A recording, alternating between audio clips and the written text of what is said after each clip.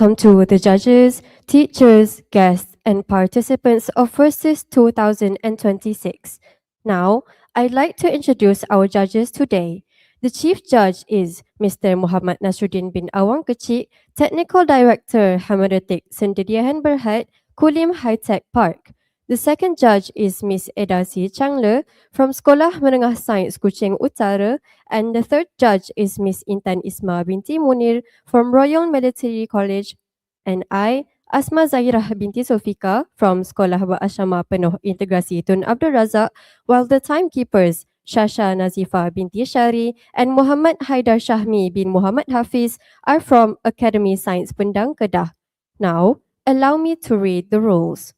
Each team should consist of presenters and a technical assistant. The presentation must focus on the sub-theme assigned to the team.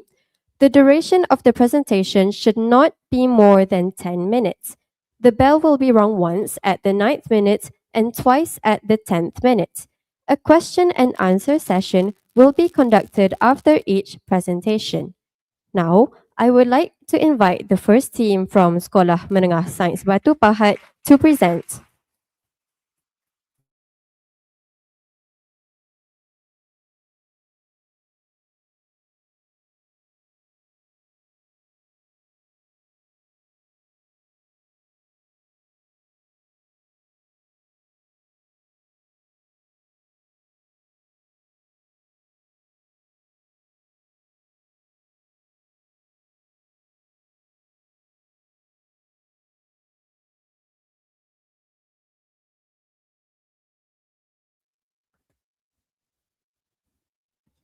Assalamualaikum and good morning to the respected judges, fellow participants, and members on the floor. We are from Sekolah Menengah Sains Batu Pahat, and today we would like to present our research under the sub-theme From Waste to Worth, Building a Circular Future. Our project focuses on SDG 12, Responsible Consumption and Production. Before we get into it, I would like to introduce our team. We have Mariam Zubaida, our teacher Miss Yasmin, Haris Hamizan, and I, Sri Adrana. As a team, we believe that small actions can create huge impacts. Therefore, our innovation aims to convert pineapple waste into a more valuable product rather than allowing it to gradually become pollution. As you may know, Malaysia currently faces a high rate of improper waste disposal, especially for agricultural waste. Pineapple processing industries generate large amounts of waste yearly, such as pineapple peels. Unfortunately, 52% of the pineapple fruit is utilized for production, while the other 48% is simply discarded. This creates environmental issues such as pollution and inefficient use of resources. Instead of viewing agricultural waste as something useless, our team has asked ourselves, can pineapple be transformed into something more beneficial? This question led us to develop our innovation, contributing to the circular economy concept. Our research has three main objectives. First, to design a conceptual circular biorefinery pathway that converts pineapple waste into a value-added sweetener called Tagatos. Tagatos is a low-calorie sweetener that has the similar characteristics to sugar, but with less impact on blood sugar. It is often used in food products as a healthier sugar alternative. Second, to determine whether this research can improve the awareness of sustainable sweetener production. And finally, to evaluate participants' acceptance towards our proposed concept. Based on these objectives, we have developed research questions focusing on sustainability, awareness, and acceptance of our innovation. The scope of our research includes waste from pineapples, along with information from Pineapple Industry Board Malaysia, also known as LPNM. Our solution to this problem is a simple yet effective baking mix. Our innovation, Mixatos, is developed through a circular waste valorization process. In Mixatos, the ingredients are similar to your average baking mix, but with a few improvements, including pineapple flour, baking powder, tagatos, salt and vanilla, vegetable shortening, as well as dried fruit powder. The process to develop Mixatos has 8 stages. First, we collect pineapple waste from multiple pineapple farms to gather the raw materials needed for the process. Once we have the materials, we move on to hydrolysis, where the pineapple waste is broken down into simpler sugars for further use. The simpler sugars are then used for tagatose production. At the same time, the pineapple flour is prepared to serve as one of the key ingredients in the baking mix. The fruits are also dried to remove moisture and make it more suitable for blending and storage. Then all of the ingredients are mixed together and packaged nicely to create a finished product. The products are then used in bakeries and sold to users. Finally, the byproducts are reused, allowing the process to complete in a circular loop. To develop Mixatos, we have applied the ADDI model, a foundational design framework that builds a highly effective learning process, which includes design, development, testing and evaluation, as well as analysis and refinement phases. During the design phase, we have identified suitable suppliers, planned estimated costs, and ensured product health requirements. During the development, we have produced prototype batches and tested factors such as taste, texture, and sweetness. As for the testing evaluation, we track product performances and customer responses to get a better understanding of how our product is received. And finally, for the analysis, we identified potential improvements for further production. For our methodology, we used a quantitative research design based on Creswell's approach. According to Creswell, he stated that this approach is to draw interpretations to achieve the research objectives. Our research procedure involved several stages. First, we identified 60 pineapple canneries from LP&M using both probability and purposive sampling methods. Next, we developed a 5-point Likert scale questionnaire, allowing us to measure respondents' perceptions, awareness, and acceptance levels. Next, we conducted a pilot study to make sure the questionnaire was clear, reliable, and suitable for data collection. After that, we conducted a pre-test survey to measure the respondents' initial understanding of pineapple waste management, circular economy principles, and food innovation. Subsequently, we presented our Mixatos circular waste valorization process, explaining how pineapple waste can be transformed into tagatose through hydrolysis and become a sustainable baking product. After that, we conducted a post-test survey to analyze the improvements of respondents' understanding, awareness, and acceptance. Now, moving on to statistical analysis. For demographic background, most respondents were between 26 and 35 years old, representing 45% of our total respondents. For research question 1, regarding understanding of pineapple waste reuse, approximately 65% of respondents either agreed or strongly agreed that pineapple waste should be reused instead of discarded. For research question 2, approximately 63% of respondents either agreed or strongly agreed that waste valorization can reduce environmental burden and promote sustainability. For research question 3, approximately 66% of respondents either agreed or strongly agreed that Mixatos has strong potential to become a sustainable sweetener alternative. We also conducted personal interviews. Our first respondent, who is a science teacher, stated that Mixatos is a really good idea because it turns waste into something useful instead of just throwing it away. We also interviewed a pastry chef in France, where she stated that Mixatos sounds like a promising option because it may offer a smarter way to enjoy baked products with less concern about sugar. In our descriptive analysis, all post-test means increased significantly compared with pre-test means. For example, understanding improved from 3.04 to 4.11, while awareness improved from 3.06 to 4.06, and acceptance improved from 3.18 to 4.00. Additionally, paired sample t-test analysis showed p-values below 0.001, indicating statistically significant improvements. This research proves that our model positively influenced participants' understanding and acceptance. Finally, we interpreted the finding to analyze the effectiveness of Mixatos and its potential contributions towards SDG 12, food innovation, and pineapple waste management. Our findings indicate that pineapple waste has strong potential to be transformed into a valuable product such as tagatose. The project also supports circular economy principles by reducing waste and creating sustainable food ingredients. The project also proves for Mixatos to become a major contributor to reduce the agricultural waste produced annually. Mixitose can benefit more than just one group. For sellers includes grocery stores, bakery suppliers, health food stores, bakeries, and online platforms. While as for the consumers, it includes baking enthusiasts, diabetic patients, pre-diabetics, and health-conscious individuals. Our research contributes in several ways. First, pineapple waste among agricultural businesses will be reduced. Second, it introduces a smarter way to manage pineapple waste. Third, it promotes biotechnology applications in food production, and it may also reduce healthcare expenditure through healthier food alternatives. The significance of Mixitose extends beyond sustainability, since it also provides to the public by providing a healthier sugar substitute. In conclusion, Mixitose demonstrates how agricultural waste can be transformed into meaningful value. Through our innovation, we can reduce pineapple waste, promote healthier eating habits, and contribute towards a more sustainable future.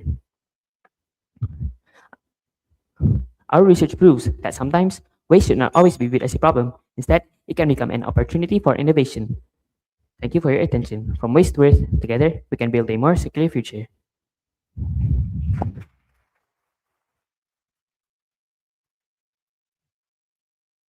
Now, I would like to invite the judges to ask questions. Good morning. Morning. Thank you for the presentation.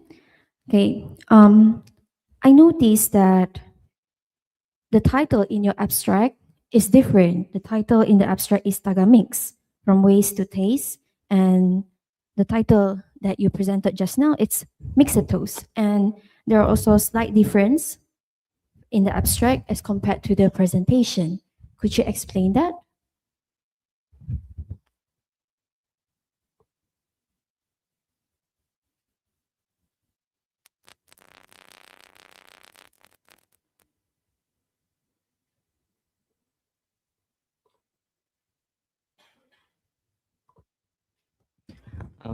To answer your question, we actually have sent a new abstract to align with our presentation, though I'm not sure why your abstract is different from the presentation that you've given. I see. We are sorry about the technical difficulties. Okay. So meaning to say, before this, your title is Tagamix. Yes, that's Okay. correct. What made you decide to change to Mixitose then? The reason why we changed to Mixitose is because after we conducted the research, we suddenly discovered that there's another product which has the same name. Okay, thank you. Thank you. Assalamualaikum. Okay, a very good presentation. Okay, from Sehebat. Okay, I'm a big fan of pineapple. Okay, just a simple question. Okay, if you are given the chance, do you think this Mixitose can be commercialized in the market out there? Knowing that there might be other similar product like this. Okay, will you be able to compete with the current similar product if you decide to market this Mixitose?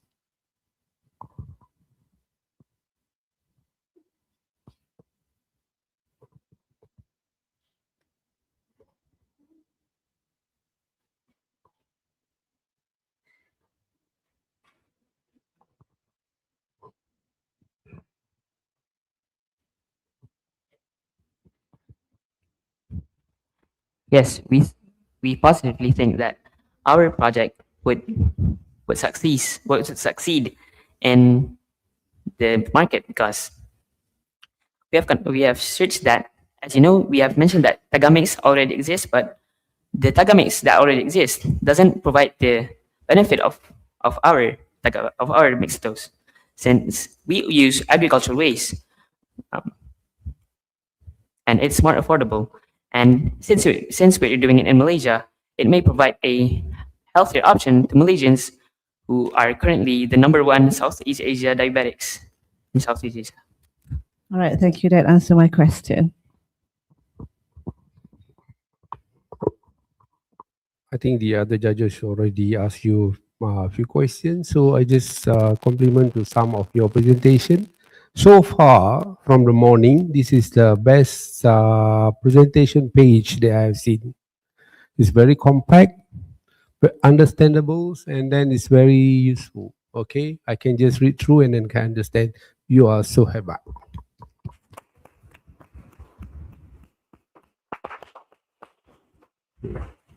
Come to the questions, okay? Actually, when I go through your presentation, I do not know which part that you want to extract and become the what is those mixatos? Mixatos, right? It's mixatos. Which part? They are leaf, they are peel, they are inside. I do not know what they call the one. So which part?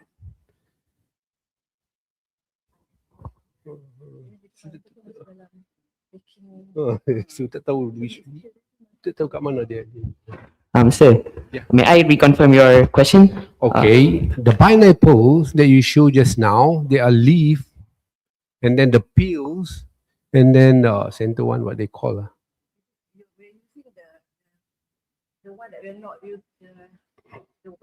Yeah, yeah. I do not know which part because you're not concentrating on which part that you want to salvage.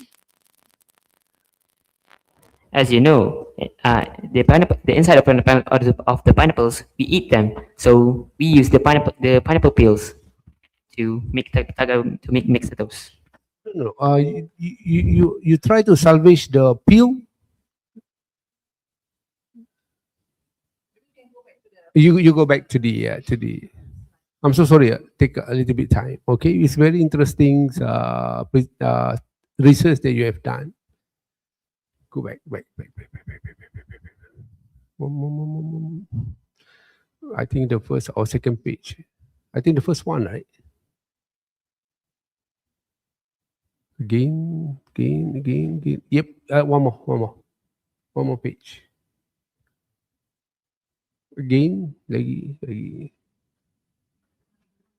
Yes.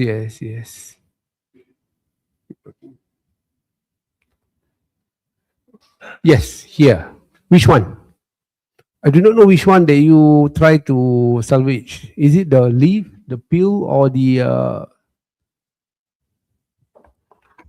We would use the peels from the pineapple, please. Okay, it's great. Thank you very much. I'm sorry for the confusion. It's okay. All right. Congratulations, you are back. Okay.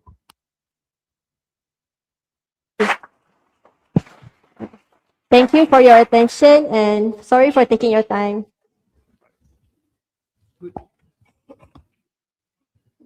Thank you to Sekolah Menengah Sains Batu Pahat for that presentation.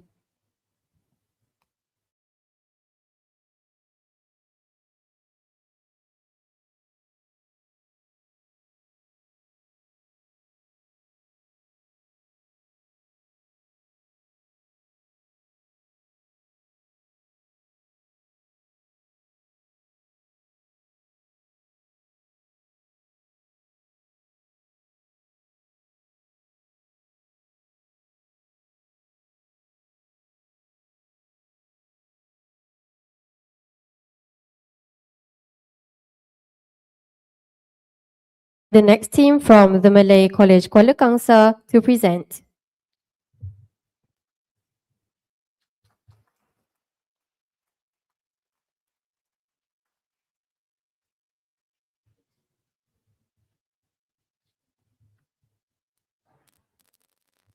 The best way to start this presentation is through a very simple question. How many times have you recycled your plastic bottle in the last 30 days?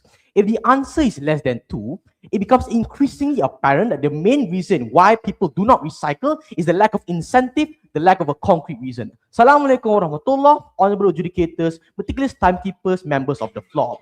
We as representatives of the Malay College Kuala Kangsar are going to explain to you our research paper entitled Financial Incentives, the Key to Increasing Youth Recycling Rates.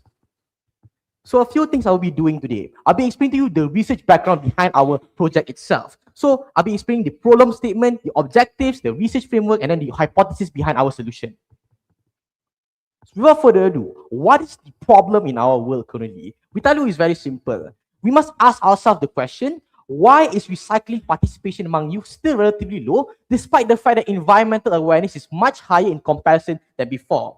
The answer we found was very simple. We identified that the main factor is that the majority of these existing initiatives rely heavily on awareness campaigns rather than behavioral incentives. For example, When you go to school, you see campaigns, you see posters that tell us regarding the long-term implications of climate change. They tell us regarding how Malaysia is going to sink in around 20 years. The issue with this is this: the majority of these people or these students do not think that this is something that is proximate. They do not think that this is urgent. Why is this? Because note, as a student, your incentives are more short-term. You haven't developed the full maturity to understand these complex concepts.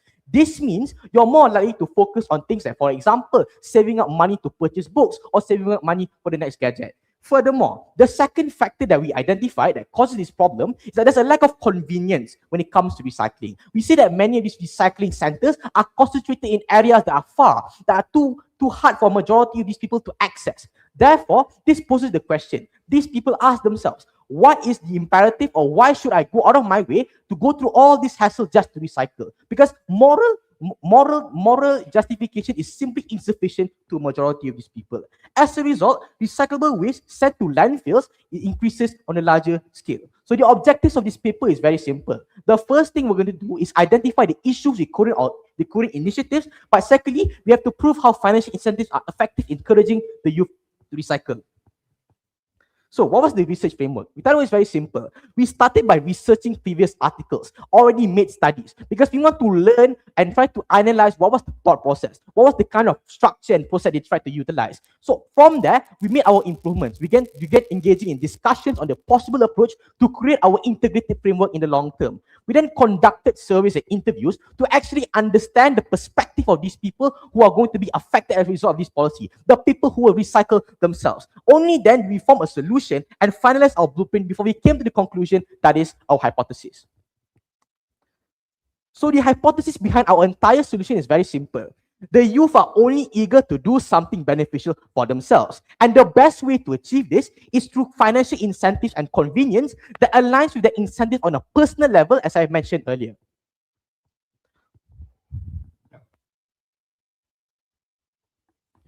Thank you. Now let's move on to the methodology here. We use two methods of collecting data for our project. Firstly, quantitatively. We conducted a survey with about 184 secondary school students, respondents, with ages ranging from 13 to 17 years old from secondary schools all around Kuala Kangsar. Next, qualitatively, we studied several articles through our literature review. Then we studied current official government reports and government policies regarding related to sustainability. Finally, we had an interview with a UITM affiliated lecturer, which was Dr. Wan Rosmaria Wan Ahmad. Next, onto our literature review. We analyzed several articles as to how financial incentives and rewards actually motivate people to recycle more. For example, here a notable example would be the study conducted by Gursoy Hexavenler in 2023 in Istanbul, in Turkey, in which he proved how youth are more likely to recycle if they are financially incentivized to do so. Next, here are some of the questions, some of the statistics from our quantitative survey earlier. So why are recycling rates among youth still low despite high environmental awareness? The majority of respondents said that it was due to lack of convenience and habit and lifestyle factors. So we effectively solved this by giving them an incentive to continue to recycle. We have RVMs which allow for them to immediately claim their rewards after recycling. Next. We asked them, would you recycle more often if you were to get financial incentives from that? And more than 66% of respondents responded yes to that question. They would strongly agree to recycle if so. Next, we asked them, if a recycling machine were placed in a convenient location in your school, would you recycle? And the majority of them said yes again. Now this proves our earlier hypothesis in which we told you that the youth will recycle if it's convenient and if there are benefits for them.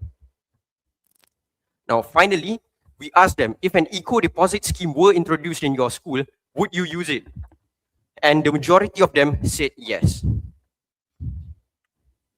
So now, what is the solution blueprint itself?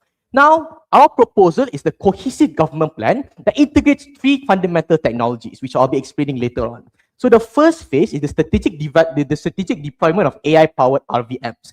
The way this works is very simple. We install these AI-powered RVMs in high-traffic use locations that they use on a daily basis. For example, when we look at schools, universities, shopping centers, and public transport hubs, these are places that many these children go to on a daily basis for commuting to work or commuting to school. So strategic placement is something that reduces the inconvenience, which is one of the main factors that we've proven to you earlier regarding how this is the main reason why people don't recycle consistently. So furthermore, why do we want to utilize AI specifically as our main enhancement? We tell you it's very simple, because AI image recognition technology improves the waste identification. You can now determine whether this waste is something that you can actually recycle or not. You can actually determine whether this waste is contaminating or not. So as a result of this, you're able to improve the overall sorting accuracy and operational efficiency of these vending machines, which justifies it as an enhancement that can actually improve the overall quality of these RVMs. On the second stage then, or regarding an enhancement of an eco-deposit scheme. So the way this works is that now, when you purchase a particular product, for example, plastics or e-waste, at the point of purchase, you will have to deposit a specific amount, for example, around RM3 or RM4. So unlike environmental fees or taxes, the reason why this is far more better is that consumers can fully recover this deposit at the RVMs. This prevents, for example, a long-term financial burden from being put on this lower income household. So the reason why this correlates with our research is just regarding urgency. People are only eager to do something when it benefits them in the long term. For example, when we talk about this youth, they want to save up money to purchase these products. This means every single penny or every single baht that they manage to save is something that aids them in getting to that journey, in getting to reach their outcomes. Which is why this transforms recycling from a voluntary environmental action into a financially rewarding activity, which increases participation, as I mentioned earlier. Continuing. So, on the third stage, regarding how you are able to create an eco-wallet reward system, it is very simple. After we successfully verify these ways through the AI-powered RVM, these users can automatically receive their eco-deposit fund to the medium that is the eco-wallet. The way this eco-wallet works is very simple. Once you verify utilizing a scan, NRIC or something, you're able to now create your own account, right? So it acts as a centralized digital platform that records recycling activities. It records how many times have you recycled this month. It accumulated rewards and how much you can actually earn. So in addition to the deposit refunds that we have offered, now users can also receive bonus incentives based on the quantity and frequency of the amount of times they recycle, right? So if you recycle more than 2 times a month or more than 3 times a month, the volume of the value of this compensation of these subsidies or these incentives becomes far higher. For example, we talk about things like discounts, vouchers, and digital credits that help these people on a personal level. So this platform also has a recycling streak system. The reason why this is so effective, as we see how many social media platforms like TikTok, they utilize this streak system in order to continue capturing these people's attention. The implication of this is very simple. When you utilize this, these people are going to have an incentive to continue their streak, which is why this aligns with the objectives of the SDG, which is to continue recycling in order to maintain that streak. On the fourth stage, now you get better youth participation. We're also able to guarantee more recyclable materials are introduced to the circular economy, and consistent use of this eco-wallet, all this system, is something that inherently causes it to become a normalized routine long term. This is the kind of work we are pushing for, because when these kinds of things happen, the incentive fosters lifelong recycling habits. It becomes internalized within you to continue recycling even if without the existence of these kinds of things. Now let's move on to citations. So here, as you can see, the first link that we've cited was referred Malaysian government policies. These look like things such as IESG or the Bursa Malaysia mandate. Next, writings on proposed solutions by independent researchers on what they think about government policies. And the majority of these researchers stated that all of these policies were more inclined towards businesses. Here are several referred to academic articles. Now, finally, through research, our hypothesis is accepted and we achieve more better long-term gains, and we align with SDG 12's main goal of ensuring sustainable consumption and production patterns. Thank you.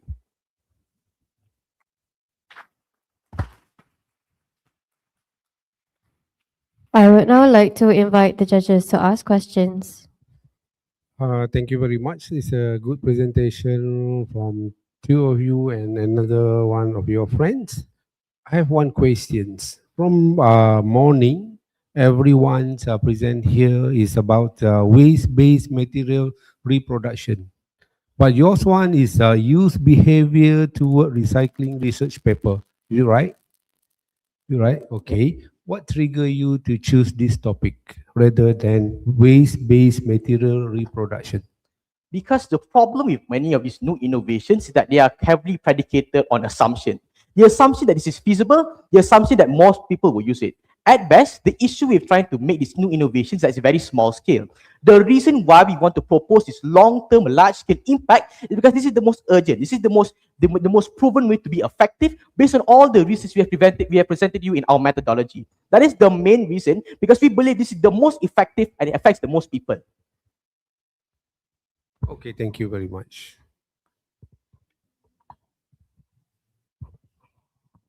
Assalamualaikum. Congratulations, MCKK. It was a very clear flow of presentation. I just was wondering if, let's say, what will happen if someday the incentive have come to the end, and then what do you think might happen in the future? Do you think that if it is not based on the incentive, do you think that this recycling should start from home as well? What do you think? My opinion is very simple. I think the reason why we propose this solution is because it internalizes a feeling that you have to do this naturally. So for example, when we normalize ourselves to doing things like recycling on a daily basis, even if at first it is for profit and for money, long term, it becomes a natural habit, right? It's hard for you to break this cycle. So even without these incentives, long term, people are going to be normalized to recycling. They're going to continue recycling regardless of whether they get reward, because it is something that has been internalized from childhood during the development. All right, that answered the question. Thank you.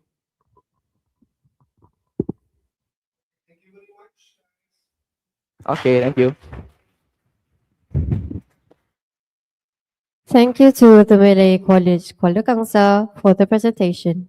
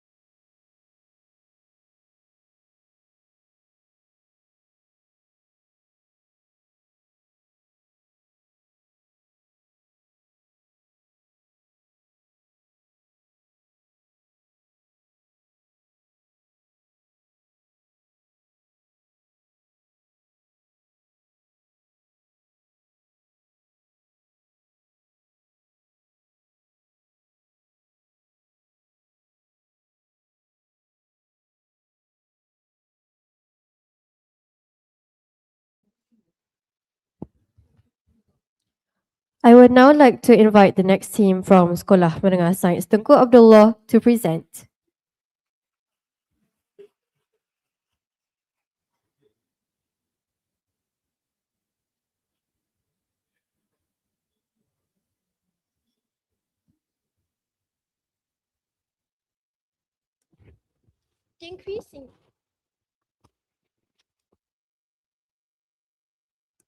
Decreasing amount of waste harms the environment through resource depletion. However, with waste valorization,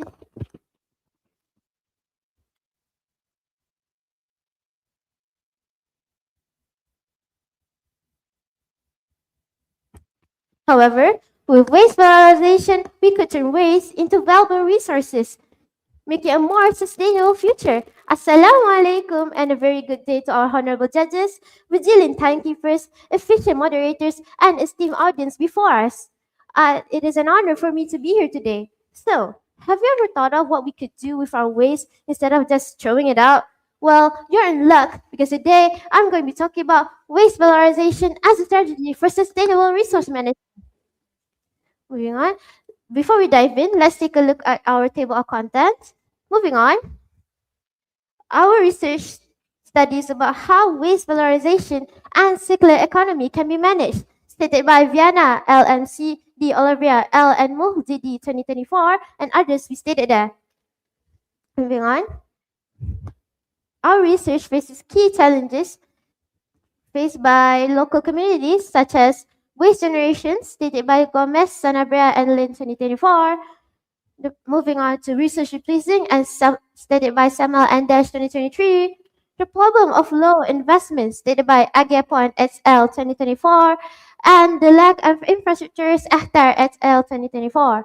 Moving on. Every research has its clear purpose. For us, it is to investigate and classify advanced waste valorization.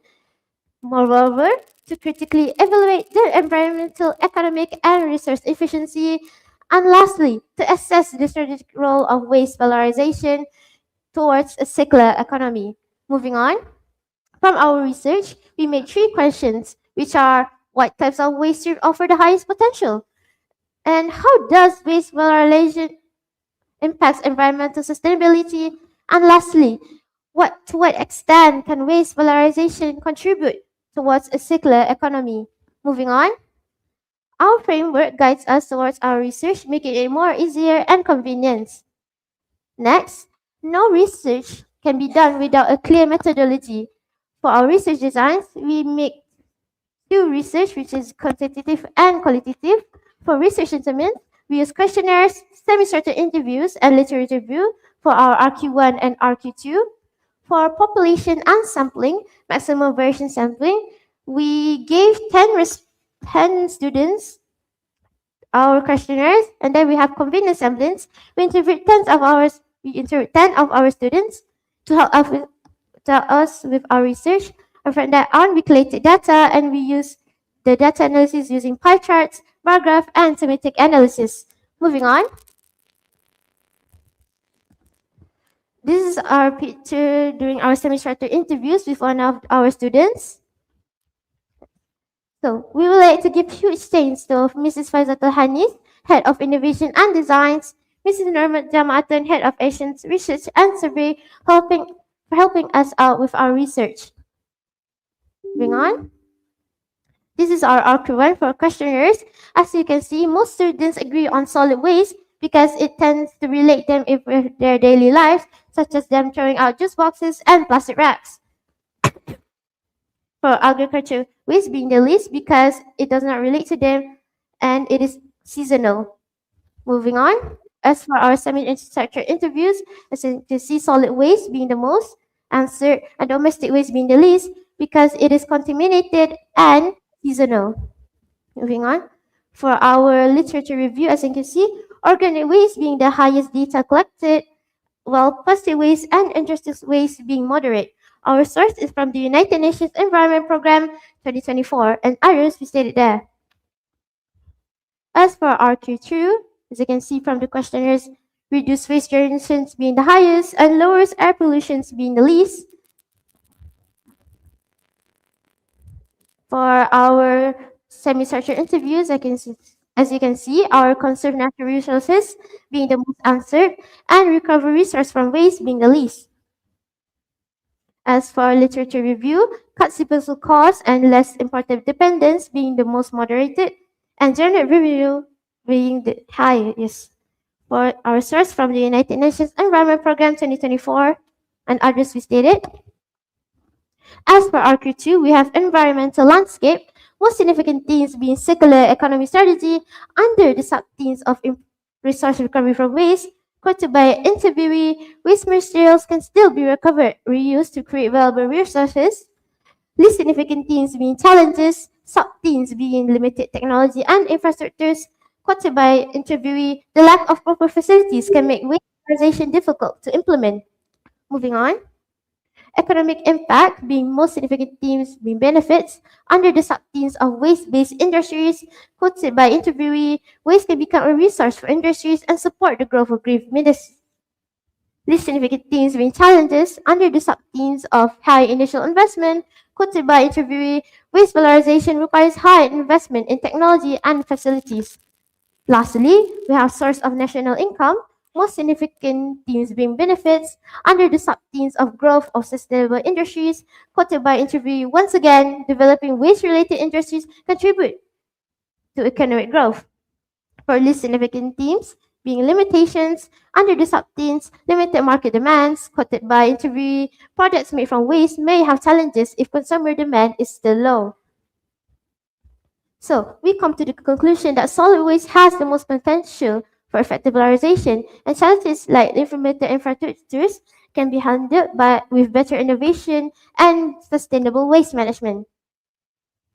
We recommend that we should increase public awareness and promote research and using green tech in our daily lives to help with waste valorization. This is our references. This is the APA system, our questionnaires, semi-certain interviews. We'll meet our team members, our teacher advisor, Mr. Ayman, reporter Shafia, and moderator Elman. Thank you for lending me your ears. I am open up to any Q&A sessions.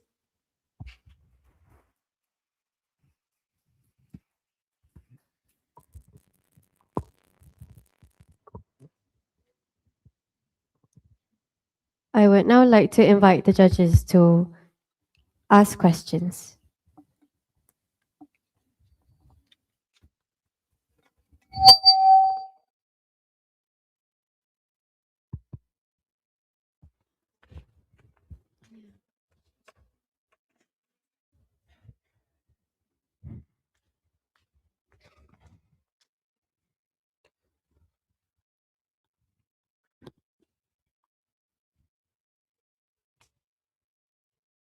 Good morning.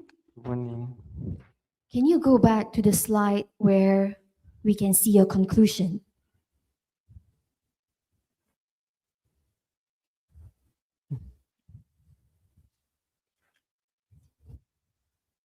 Okay.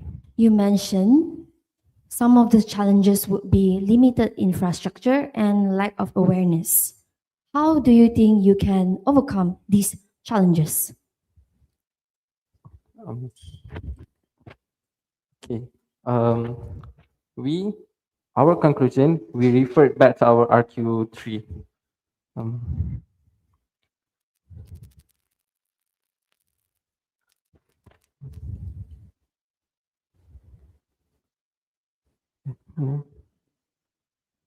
Okay.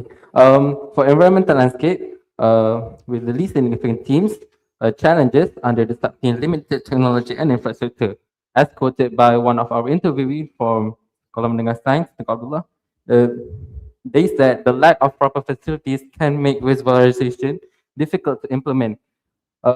Means to say this, that we lack of more station to date waste valorization.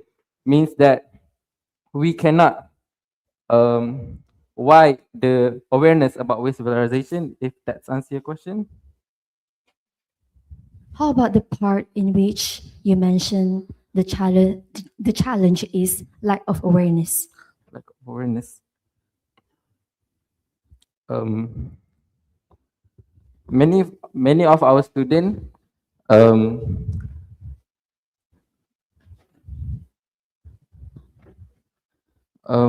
from our interview, they also said that we can create a campaign that related, such as programs and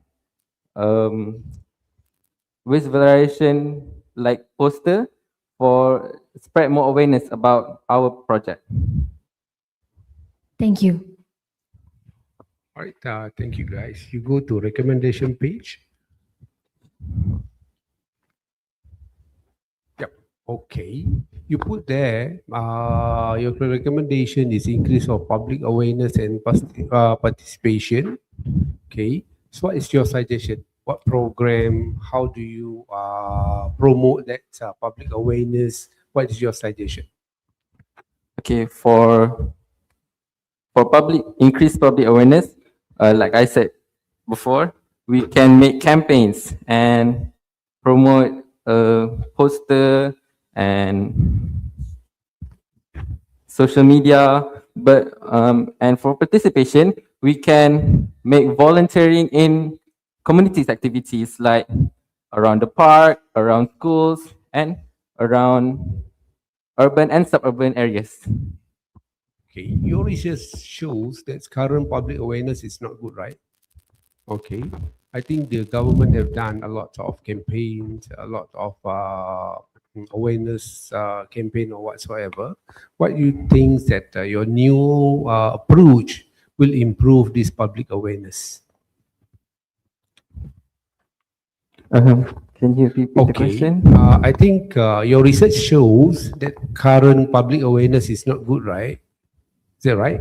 Okay, and then you suggest to increase the public awareness, right? So what do you think? What do you think? What is the best approach that you think can improve current public awareness level? From our perspective, we can collab with government bodies or non-government bodies such as SW Corp, Solid Waste and Corporation Management. We can spread the information about our project through social media like Instagram, Facebook, so that everybody knows about what we want to tell people and what do we want to spread. All right. Okay. Thank you very much. Congratulations. Thank you.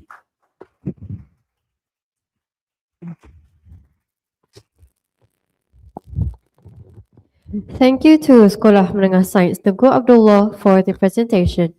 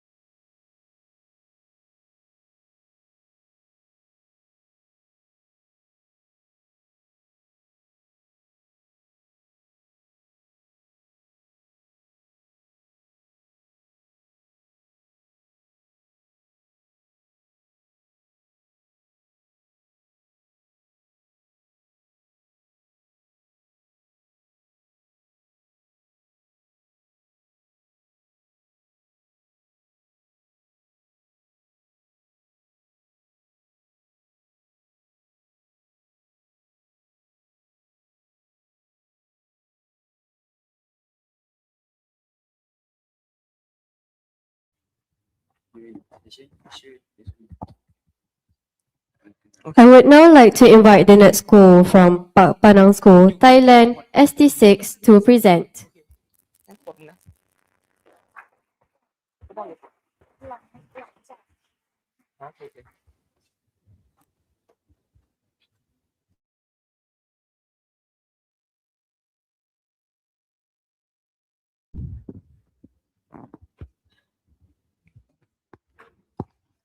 Good morning, respected judges, teachers, and fellow participants. We are students from Pak Panang School, Thailand. And today, we are honored to present our project titled PN0 Food Waste Canteen Model.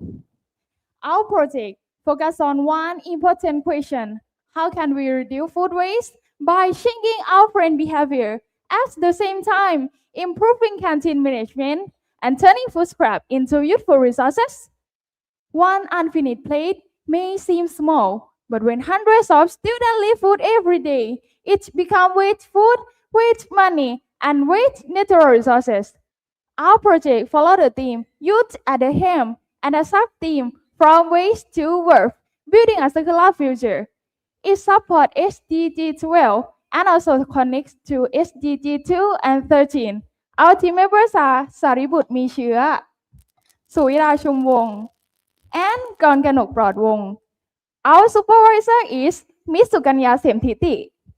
And this is our list of contents. Our presentation consists of the following sections: problem statement, research objectives, research methodology and tools, statistics, PN0 food waste canteen models, research analysis, findings, and the last one, challenges and recommendations. At Pak Panang School, food waste often happens in the school cafeteria. From our observation and survey, many students didn't finish their meals because the portions were too large, they didn't like some ingredients, or they had limited lunch time. We conducted a one-week food tray survey with 344 trays. The results show that 56.69% of students unfinished their meals. The most commonly weighted food items were rice, vegetables, and noodles. In addition, the cafeteria produced around 45 kilograms of food waste every day. Therefore, our team designed the PN0 food waste canteen model to reduce food waste at the source, encourage responsible eating behavior, and reuse food scrap to the circular system. This research had three main objectives. First, to design a conceptual model of the pre-order meal system and clean plate system that encourage responsible food consumption behavior among students. Second, to evaluate student attitudes and readiness towards participating in the school food waste management system. Third, to propose a circular food management approach for handling food scrap within the school according to a circular economy. For our research methodology, we use a quantitative research method. The populations was about 2,200 students from Pak Penang School. From these populations, we selected 776 students from grade 7 to grade 12 by using stratified random sampling. Data were collected through an online questionnaire in May. The questionnaire focused on students about the pre-order meal system, the clean plate system, and food waste reduction in the school cafeteria. For data analysis, we use percentage, mean score, and standard deviation. This is our process research methodology. First, problem identification and survey. Second, literature review. Third, conceptual design and modeling. Fourth, research in segment and validity. Fifth, data collections. Sixth, data analysis. And the last one, 7, conclusion and recommendations. The main innovation of our project is the PN0 food waste canteen model. This model was designed based on a food waste management hierarchy. This hierarchy ranks food waste solution from the best option to least preferred option. The highest priority is prevention, followed by reuse, recycling, energy recovery, and disposal. Our model mainly focuses on prevention and reuse because this method creates the highest value and reduce waste before it becomes a disposal problem. The model consists of 3 connected systems: the pre-order mail system, the clean plate system, and the PN food cycle system. The first step is the pre-order mail system. Students order mail in advance through an online platform. They can choose menus, portion sizes, special requests such as less rice or no vegetable. This helps students receive mail that met their real need. At the same time, cafeteria vendor can prepare food based on real demand instead of guessing. As a result, the school can reduce overproduction and so food unnecessary leftover. The second step is clean plate system. This system uses gamification to motivate students to feed their meal responsibly. After eating, students take a photo of their food tray and submit it to the system. If they finish their meal or leave a small amount of food, they receive eco points. Students can collect eco points or exchange them for rewards, certificates, or classroom recognition. This system also includes classroom ranking to create positive competition. However, the purpose of this system is not to force students to eat too much food. Instead, it encourages students to choose the right portion from the beginning and take responsibility the food that's landed. The third step is PN food cycle system. Even after prevention, some food scrap may still remain. Therefore, food scrap are separated into categories. Food scrap are suitable for animal feed are collected and transferred to local animal farmer in the community. Other organic waste can be used for composting. This process turns the food scrap from waste into resources. It also connects the school with the local community and support the concept of the circular economy. The PN0 food waste canteen model offers a particle solution by combining prevention through pre-ordering, behavior change through gamification, and resource circulation through the PN food cycle system. The data analysis shows strong student support for both systems with an overall mean score of 4.49 and a standard deviation of 0.55. The highest rated item was the intention to adopt the pre-order and clean plate system vitamin score 4.62. Rewards and gamification effectiveness, vitamin score 4.6. And the food waste awareness and responsibility, vitamin score 4.58. Findings. First, our team designed a conceptual model using two systems, the pre-order meal system for suitable food selection and a clean pay system to motivate responsible eating through gamification. Second, students show a high level of attitude and readiness to participate in school food waste management. This means most students accept system and were interested in using them. Third, we propose a circular food waste management approach, food scrap left from consumption and were redistributed to local community members for animal feed. Based on the finding, our team would like to propose 3 recommendations. First, the pre-order meal system and the clean pay system should be developed into an application or website. Second, school should organize continuous food waste campaigns, competition, and rewards program. Third, a circular separation should improve for cleanliness and safety with cooperation from local animal farmers. In conclusion, food waste is not an environmental problem. It is a problem of behavior, planning, and responsibility. It supports measurable impact, circular economy principle, and sustainable school development. We believe that if students learn to value food today, they will become a responsible citizens who value resource, community, and environment in the future. Every meal save, every resource value. Together, we can change this world. Thank you.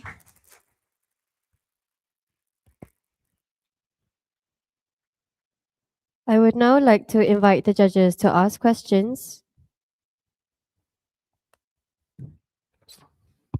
Thank you very much for your very energetic start, very refreshing. Okay, thank you very much. So let me comment your research. Okay, your research objective is very clear. The flow of research is very good, and then we understand. I understand perfectly on your research. Okay, my first question is your standard deviation is 0.59. You can switch to. Okay, this is the number that I'm using every day in my factory. Okay, the standard deviation is 0.59. May I know how many samples that you take? How many students that you do research? Then you get the 0.59. 776 students. 776. Yes. So very good value of samples. Okay, thank you. And then have you tried what they call that just now, the Data. not the data, you go back to the Oh. applications, the apps that you used just now, right?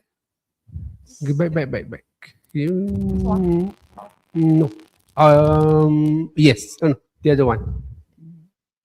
Gain. No. Yeah, this one.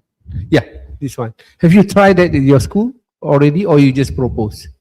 We want to, we would like to present our system for, Okay. yes, Oh, this is your proposal, right? yes. All right. Very good proposal. Thank you very much. I think the other judges. Hello, everyone. Okay, congratulations, Pak Panang School. Yes. Okay, this is a continuation from the question. So, do you think this will be able to be enforced in your current school? Because it will be like there'll be many steps and procedures to implement this project. So, what do you think? Do you think it can be enforced in your school? This is a proposal, right? Okay, so do you think it can be implemented in your school? Do you think it will be a success? Okay, sure.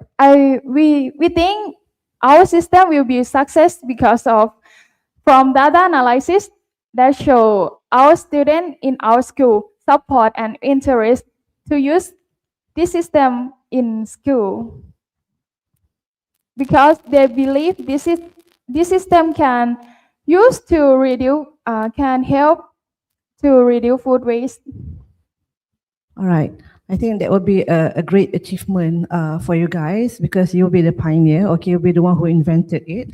So if let's say it will be a success to be implemented in school, you will get good names out of it. So that would be a good job for you as well. So congratulations. Thank you. Thank you. Thank you. Thank you so much. Thank you. Thank you to Pak Barong School, Thailand, for the presentation.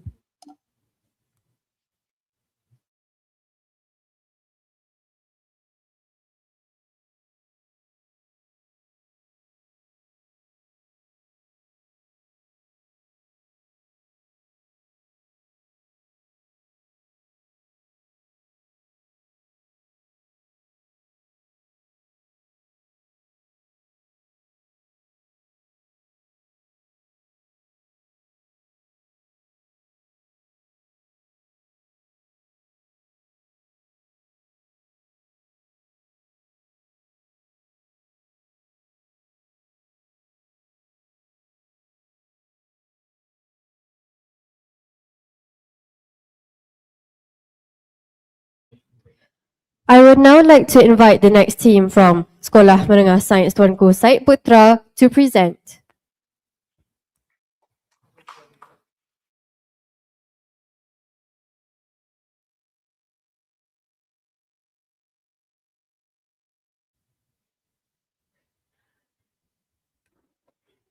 Take a look around. Food played a huge part in our daily life. However, how many of us actually takes the initiative to handle what was left behind? Assalamualaikum and a very good afternoon to our respected judges, teachers and audience. Today, we the representative from Sekolah Menengah Sains Tuanku Syed Putra will be presenting about our research on responsible consumption and production, society's perspective on food composting. Before we start, I am Siti Balkis. I am Ahmad Ihsan. Our beloved teacher, Miss Koh Hui Jing, and our valuable team member, Siti Zulaika. Now, let me take you guys for an insight. Food waste is whatever was left behind after we take what is good from the food. You get the drill? Food composting is a natural way of taking the not so good part and turning it into a nutrient-rich compost for the plants. It is without a doubt that food waste is a worrying problem, not just in Malaysia, but across the globe. The problem that we have brought here today is managing food waste is an increasing problem, while composting awareness and practicing remains inconsistent. Therefore, our research objectives is to identify factors influencing composting, to study society's awareness of food composting, and to propose effective solutions for improvements. Our team has used a mixed method approach for our methodology, which consists of the quantitative method and the qualitative method. For our quantitative method, we have constructed a survey taken by 123 respondents from countries like Malaysia, Thailand, the Philippines, and Indonesia. Now, for our qualitative method, we have interviewed an expert in food composting, Associate Professor Technologist Dr. Ernest Azura Zakaria. She has told us about the 4 main methods of food composting, which are the Bokashi method, trench method, Takakura method, and simple composting method. She has also told us about the applications of food composting, which is when food waste is taken into composting and it produces natural organic fertilizer for plants, which help them grow and produces richer fruits. From our interview, we have identified 3 main factors why people tend to not do food composting. To start, it is time consuming. Trench method, as an example, takes 4 to 6 weeks for it to function fully. This makes people feel like it is inconvenient and tedious to be practiced around their daily lives. Next, it is costly. Bokashi method as our subject needed an expensive fermentation solution for it to even work properly. Last but not least, the gap between knowing and doing. People know what is food composting, even how to do food composting, but practicing it is a different story. Now, I shall pass the presentation to my partner, Amma. Thank you, Balkis, for the wonderful first part of our presentation. So now that we have told you what food waste actually is, what food composting is, and what are the factors that affect people into doing that. But what did we actually find? So through our quantitative research, where we use the 5 Likert scale, we are able to determine what society actually has to say about food composting. So the first two statements that we give them are their familiarity with the concept of food composting and their understanding. From the slide that you see now, we see that the majority actually agrees, meaning that they are aware and they understand, they know what food composting actually is, mainly because of factors that they have self-studied, and also they had external initiatives like from their schools and from their communities. But the minority may not had the exposure because it was limited, and they haven't had the commitment to actually learn that info themselves. Next slide. The next statement that we give them is food composting is an effective method in managing household food waste. And we can see again, the majority agrees, yes, because it reduces waste and also actually has their own personal benefit because the product of food composting are fertilizers, which they can use to help the growth of plants and produce richer fruits, just like my first presenter had said. But the minority doesn't think that, mainly because all around the world, people don't have the same all people don't have gardens. All people don't have plants, and this disparity is why people don't think that it is an effective method for themselves. The next statement that we give them is their willingness to separate food waste for the composting purpose. And yes, we can see the trend. The majority actually agrees. Why? Because, yeah, like I said, it is an effective method into reducing waste. But the minority thinks otherwise. Why is that? Because the first factor that we have told you, it is too time consuming. That is why they are not willing to do that in the first place. The last two statements that we give them is their willingness to support and participate food composition programs if they were available in their communities or in their schools, for example. They can see the trend. We can see the trend also. The majority agrees. Why? Because food composition and waste management effectively contributes to society and also betters the environment by taking care of their well-being. But what about the minority? I repeat the point again, even though it does help the environment, they think that their own contribution doesn't bring them any personal benefit and their contribution is too little to make an effect. So with that, there comes a problem. How do we really actually change the mindset of the minority? We propose to you two effective solutions. Number one is through school programs to cater to the youth, like our crisis this year, Youth at the Helm. So we start young. These schools can host programs to encourage younger generations to practice food composting. They can have the awareness, they can get the exposure and introduce them to multiple different ways of food composting. How do we achieve this? We have 3 ways. Number one is through collaboration. Educational talks, for example. Like we have conducted an interview with the doctor, the expert in food waste management, we had to get a little bit of insight. We had to get a little bit of exposure what food waste and food composting actually is. So we scheduled a talk before that interview so we can cater to the questions for our research, which gives us the knowledge for what we can do for our presentation. Number 2 is through innovation competitions. For example, our school representatives had entered an innovation competition into developing a project focused on sustainability. So they focus on food composting and waste management, and this fosters their critical thinking and creativity into creating a more sustainable world through food composting. Number 3 is hands-on training. Like I said again, for example, our school representatives from the Environment Club actually had a workshop into waste management and food composting, where they have gained the practical skills and practical knowledge on how to manage waste.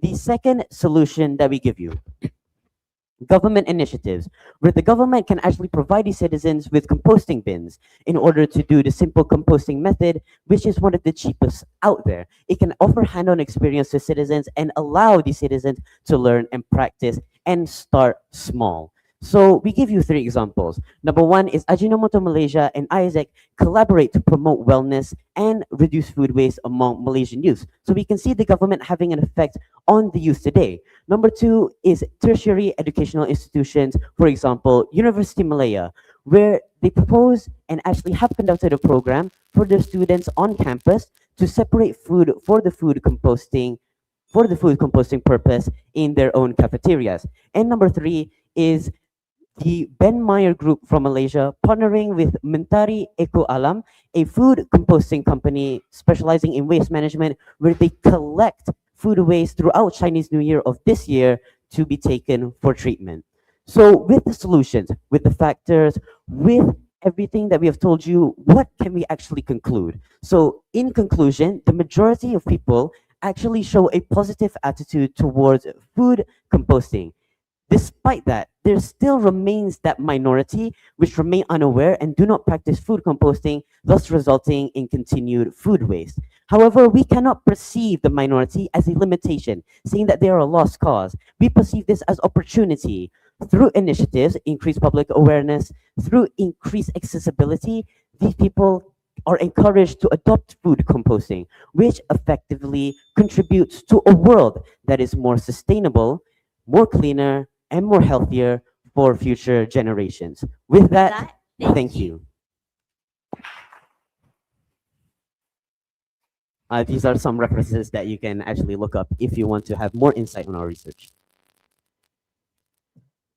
I would now like to invite the judges to ask questions.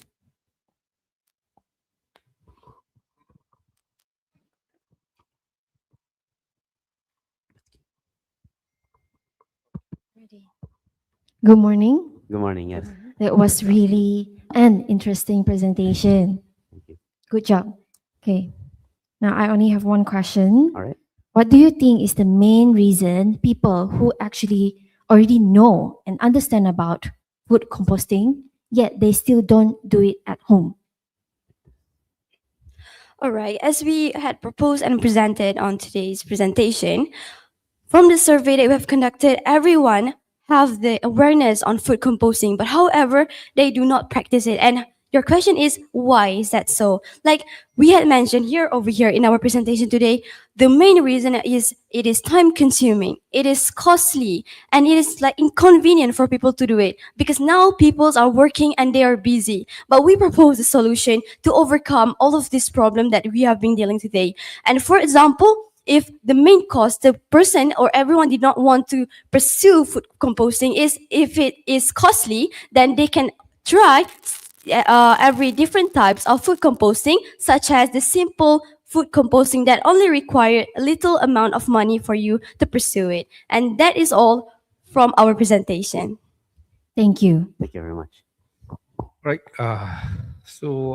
First, your presentation is very fluent, very harmonized, and very good. I Thank you credit very that much. to you. Okay. Thank you.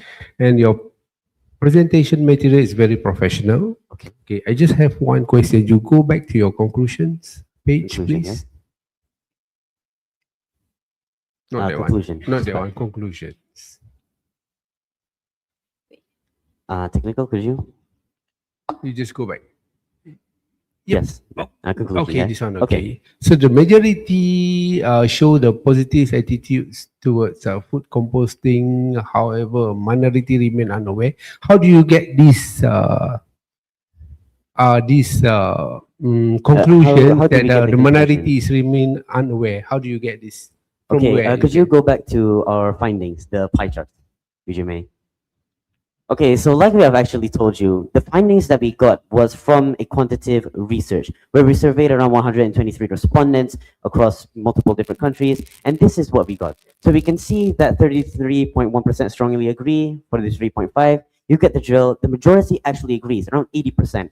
But what about the ones in neutral and strongly disagree and disagree. We can say that these people remain unaware and do not understand the basic process of food composting. If you are neutral, you may actually have heard about it, but you don't really have any insight to it. So how, in that sense, you could actually use food composting and actually do it effectively. So that is how we have come to that conclusion. All right, perfect answer. Thank you very much. Thank you, guys. Thank you very much. Thank you.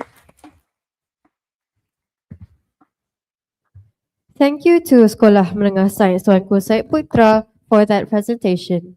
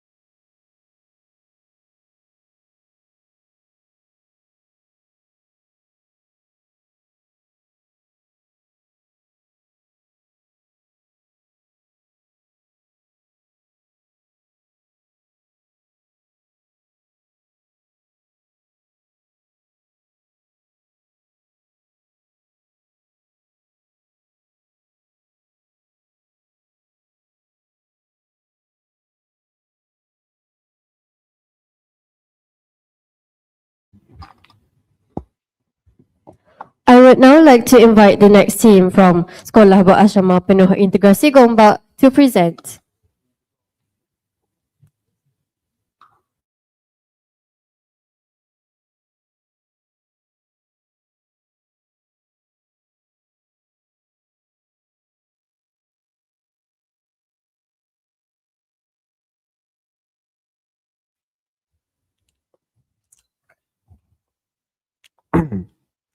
Judges, let me ask you a question.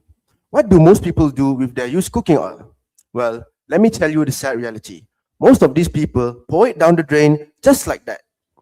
But what if I told you that the same used cooking oil that they dispose of every single day could actually turn into something useful and could generate income? But before that, Assalamu alaikum to the honorable judges, ladies and gentlemen. My name is Adi Iskandar, and I will be talking about our research on enhancing teenagers' awareness of income-generating opportunities through recycled used cooking oil through Sa oil. Now, joining me today are my fellow comrades, Nur Adelia and Fatima Arisa, who will be helping me in presenting our research today so it runs smoothly without any issues. And we are all representing our school, Sekolah Berasrama Penuh Integrasi Gombak. Now, let's move on with a bit of background. So, judges, in Malaysia, approximately 453 million kilograms of used cooking oil is generated each year, with most of it disposed improperly. So, to promote responsible disposal, our school has introduced Recycle, a collection program where we involve students, parents, teachers, dining hall vendors, and even canteen operators. So, while the program does encourage recycling, the students may not be fully aware about the economic value that the UCO has, and that is where our solution comes in handy. So, by utilizing the UCO that we have collected from the program, our school has introduced Sa oil, an organic soap which is produced by using UCO as its main ingredient. So, Sa oil is made by using filtered UCO, Cymbopogon nardus extract, sodium hydroxide, citronella grass, and glycerin, where they all undergo a process called saponification, where it turns into a bar of soap, where this soap effectively removes grease, has antimicrobial properties, and it only costs a fraction of commercial soap production costs. So, beyond its product value, Sa oil itself is tangible proof that the UCO that we throw every single day could actually turn into something useful and is able to generate income.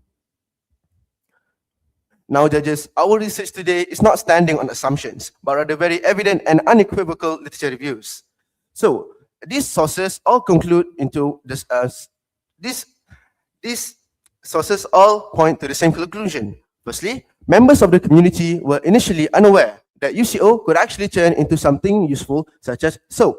Secondly, products that are made from UCO can actually help improve the local economic activities of the local community and can also promote environmental sustainability.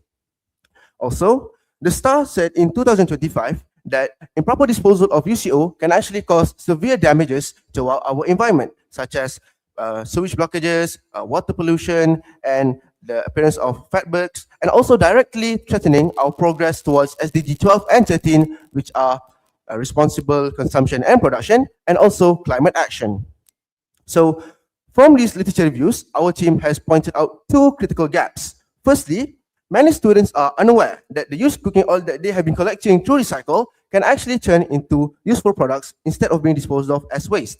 And secondly, the opportunities to generate income from the used cooking oil remain underutilized by our students despite the growing demand for sustainable products. So, to solve these prominent issues, our team carries two research objectives. Firstly, to increase the students' awareness of the potential of the used cooking oil to turn into something useful and sustainable products instead of being disposed of as waste. And secondly, we are going to encourage the students to utilize the UCO as a source of income by recycling and also value-added product development such as sa oil. Adele, could you take over the presentation for me? My stomach is not feeling well. Sure, no worries, Adi. Okay, so first for our research methods, our team employed a mixed method approach. First, for the quantitative part, we gave a 10-question survey to 80 secondary school students. And for the qualitative part, we observed the students and interviewed them to capture deeper insights into the students' awareness and also their behavior. And then for our research framework, it consists of three main phases. First being the pre-intervention survey to establish baseline awareness, and also followed by an intervention, which is our recycle and SAL awareness program. And concluding with the post-intervention survey to compare the results of before and after the intervention. Next. Moving on to our participant profile, our participants are comprised of 80 secondary school students, representing a diverse profile in terms of age and also gender, hence providing a reliable and representative sample for our findings. So, our pre-survey results revealed the initial awareness of our respondents, particularly regarding the income-generating potential of used cooking oil recycling. As you can see here, only about 42.5% of our respondents agree that they were aware that used cooking oil recycling could be turned into something useful. Now, we will be moving on to the next part of our framework, which is the intervention. Panel, how do we actually collect used cooking oil? From where? So, the process first starts with our recycle program, which begins from the collection of used cooking oil, and then the used cooking oil is then be put to a filtration process where it is ready to be channeled into value-added production such as our saw oil. Now, time for the fun part, where we turn the used cooking oil into soap. First, we explain to our participants what saw oil is and the methodology on how to make saw oil. After that, we gave them a hands-on experience in producing and packaging saw oil. These are the 7 steps to produce saw oil. Next, for our research findings, we have divided them into two parts. First being main findings and supporting findings.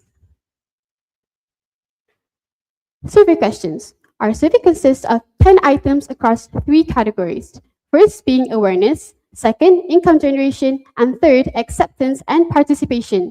We also used the same questions for pre- and post-intervention survey. Next, I'll be passing to Fatima for her further elaborations. So now panels, let's have a look to the post-survey results. Our post-intervention survey results showed an improvement throughout all the categories, showing that saw oil and recycle is really effective. The increase in awareness also shows that the targeted hands-on intervention really helps students to increase their knowledge about used cooking oil. Now, let's have a look at our observations. We conducted these observations to further support our main findings. It is observed that students actively engaged, asked questions, and showed genuine interest throughout our interventions. Furthermore, students also expressed willingness to contribute used cooking oil for further recycle collections. Next, we conducted an interview to the students to get their feedback about our interventions. Our interview consists of 5 questions across 3 themes, which are awareness, income generation, and acceptance. It is, the students said that they positively accepted our intervention. Most of the students also said that they had never considered the potential of something that they discarded daily. To summarize our findings, our main quantitative findings that was gotten from the survey showed that Sa'ol and Recycle can possibly increase the students' awareness about used cooking oil. These are further supported by our qualitative findings that was gotten from their observations and interviews that paint a consistent picture that when students are provided with concrete proof, they believe. And when they believe, they start to act. And these are our references that helped us throughout this research. So now, as you can see, what SBP Integrasi Gombak is doing through Recycle and Sa'ol is something achievable for all schools at all levels. The oil has always been there. All that was missing was the awareness. There are no more excuses.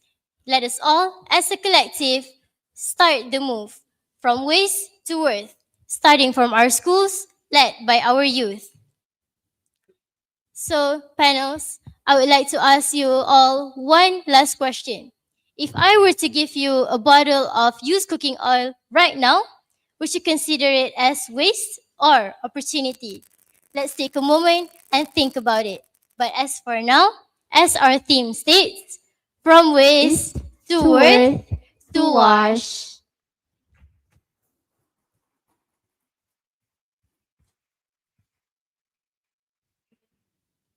Now, I would like to invite the judges to ask questions. Okay, thank you very much. It's a good presentation from Intercom. Right? Okay, very famous school, I think. Okay, my first question is a bit confused about your presentation. I just want to know, do you promoting your oil or recycle oil, or you promoting the recycles awareness? What's your main objective of this presentation?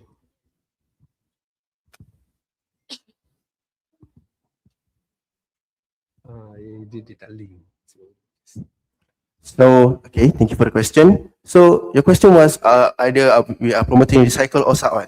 Yes, yes, because your beginning of your presentation is about producing the soap, right? Yes. From recycled oil, but at the end of your presentation is about how to promote recycle oil recycling. Okay, so I do not know which one. What is your main objective of this research? Recycle is the program that we conducted to collect the used cooking oil. And then we produce the used cooking oil to a soap called Sa oil. And then the Sa oil is distributed to the students for learning.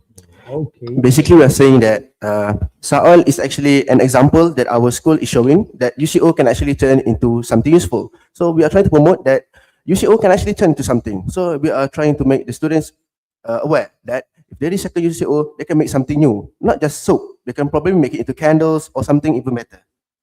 Oh, you are promoting the recycling of cooking oil, right? And then the example is use the cooking oil for a soap, right? Is it what do you mean? Okay, yeah. okay, I do understand, right? And then how about recycle oil? Is it the part of product of recycling the cooking oil? Yes. Oh, okay. All right. Okay, thank you very much. And then you got one statement there is 42.5% of 42.5% of your survey knows that aware of cooking oil can be recycled and useful. How do you get this data? From your school's students? We did survey from our pre-intervention survey that we conducted that involved 80 students. In student, right? Mm. Okay. Then you got post survey is 82.5. I don't get the link between these. Do you do any promotions? You do any awareness material whatsoever? So that post survey become 82.5. I don't get. First, for the pre-survey, they didn't do anything about used cooking oil. So we just gave them based on what they know. Okay. For foundation knowledge. And then we did the recycle program, which need to enhance their awareness about used cooking oil recycling.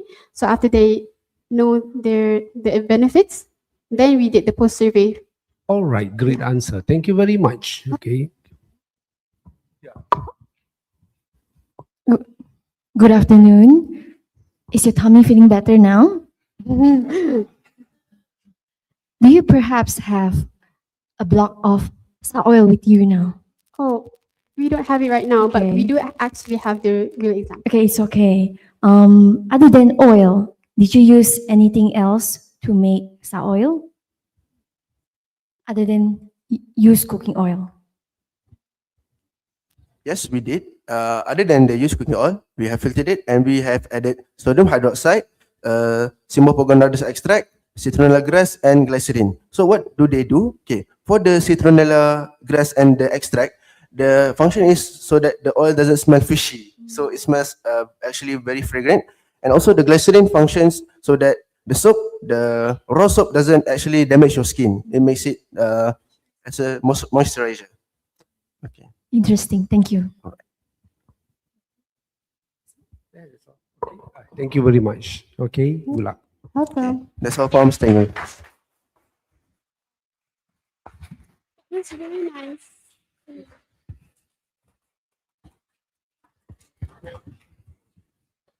Thank you to Sekolah Berasrama Penuh Integrasi Gombak for that fascinating presentation.